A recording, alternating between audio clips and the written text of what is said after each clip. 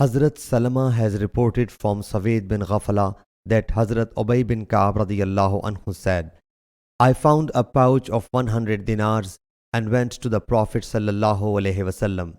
He sallallahu alaihi wasallam said, publicly announce it for a year. I publicly announced it for a year, but no one was found who could recognize it. Then I went to him. He sallallahu alaihi wasallam said, announce it for another year. I announced it for another year, but could not find anyone. Similarly, when I went to him a third time, he sallallahu alaihi wasallam said, remember the pouch, the number and the string. If the owner comes, give it to him. Otherwise, utilizes it. I utilized it. Shoba said, then I met him in Makkah Mukarramah.